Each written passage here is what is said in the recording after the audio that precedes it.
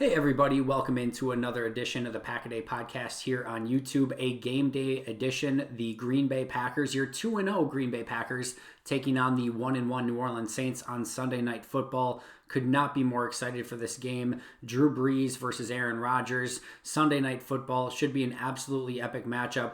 Looks like Michael Thomas is for sure not going to play. We still don't know on Davante Adams. As I'm recording this, Adam Schefter just posted out that they're going to give Davante right up until before kickoff to see if he can play. My gut says he still doesn't play, but that obviously remains to be seen. They pick up Darius Shepard today, move him on the active roster from the practice squad, so he's ready to go in case they do need another wide receiver.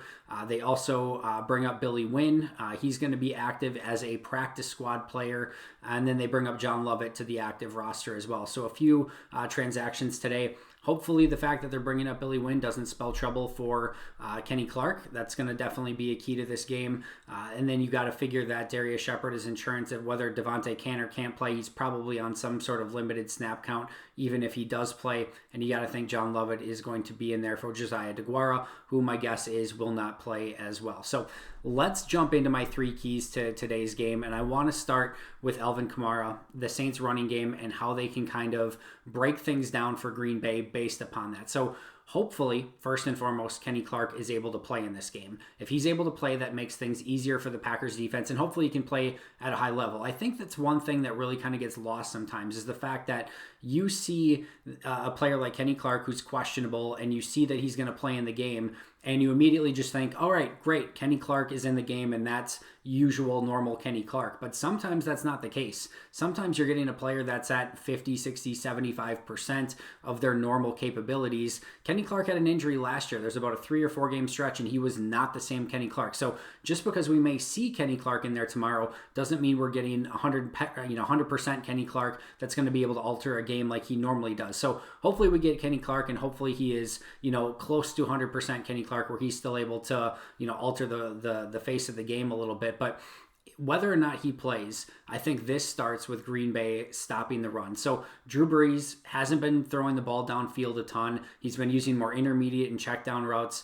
And they obviously want to establish the run and run the football. Green Bay's had trouble stopping the run. So you got to think that Sean Payton, he's going to go back and he's going to watch that San Francisco tape from a season ago. He's going to watch the Eagles tape. He's going to even see the struggles that they had early in games against Detroit and Minnesota this year in stopping the run. He's going to see Dean Lowry and Tyler Lancaster and Kingsley Keke and say, you know what, I can run the football on this team. I know Drew's not getting the ball down the field a ton, but I feel like my stable of running backs led by Alvin Kamara can run the football on this defense. So I think they're going to try to establish the run first, set up some play action, set up some easy passes. My concern for Green Bay, my biggest concern, is that they are having trouble stopping the run with their base personnel, and they have to use heavy personnel. So you're talking Tyler Lancaster, Kenny Clark, Dean Lowry, 3 defensive linemen, and then Chris Barnes and, Christian Kirksey at linebacker, that they have to use heavy personnel to try and stop the run.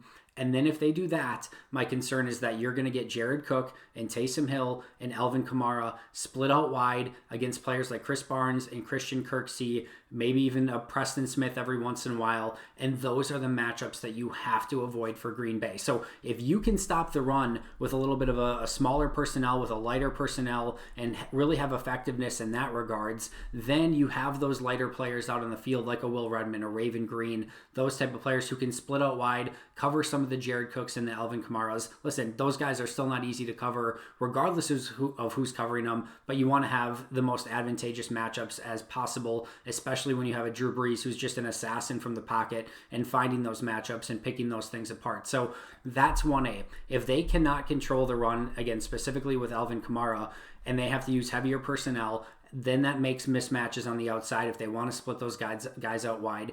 And here's how I would attack it if I were Mike Pettin, which thankfully I'm not.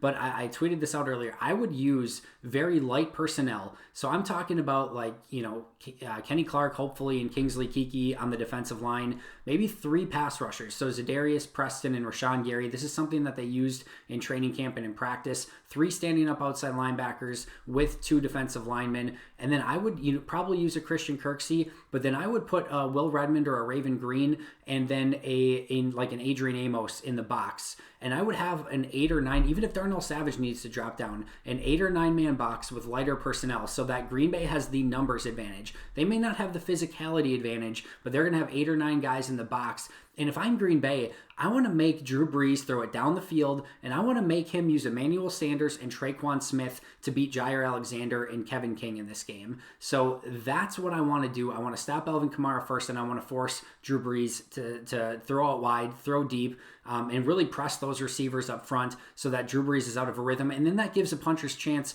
to Za'Darius and Rashawn and Preston and Kenny Clark, hopefully, Kingsley Keke, those guys to get pressure against New Orleans' offensive line. And it doesn't allow, Drew Brees to pick you apart with quick passes, which he wants to do with mismatches, again, with Kamara, Jared Cook, Taysom Hill, those type of guys. So that's what I'm looking for first. It all starts with stopping the run, and specifically with Alvin Kamara and his mismatch ability. Number 2, I kind of already alluded to, but that's Kevin King and Jair Alexander versus Emmanuel Sanders, Traquan Smith, and the group of wide receivers that the Saints have. They have mismatches other places. You can't let a matchup that Green Bay should win with those talented corners on the outside against fairly mediocre wide receivers at this point. You can't let them win that matchup. So if the Saints wide receivers are beating Green Bay's corners, now you've got mismatches everywhere, and that's going to make it a nightmare for Mike Pettin in the defense. So those guys have to win their one-on-ones on the outside so that you can take Adrian Amos and Darnell Savage and commit them in the box and commit them to the tight ends and running backs, which again, is going to be a focal point of this offense. And then my third and final key, MVS, Allen Lazard. Whether or not, Devontae Adams plays in this game, you're going to absolutely need those outside wide receivers to help you out in some capacity and have a much bigger game. I'm looking for MVS to have really his signature game in this game. Aaron Rodgers has not shied away from him. They've been attacking with him down the field. He's been a better route runner in intermediate routes. This has got to be the breakout game for MVS, and Allen Lazard just needs to be his solid, consistent self like he has been for the last year plus. I had mentioned the other day, I love watching him on tape. I love watching him play football. Is he a complete game changer? No. Is he a good player? Absolutely. I'm looking for those two to win those matchups on the outside with the Saints corners and give Aaron Rodgers ample targets. Bold prediction, Malik Taylor. It'll be interesting to see if Malik Taylor or Darius Shepard gets those number 3 wide receiver snaps. Look for a ton of MVS, Lazard, and Tyler Ervin on the field. Look for a ton of 2 tight end sets. Look for maybe some pony packages. Shout out to Ben Fennell. I know he loves those.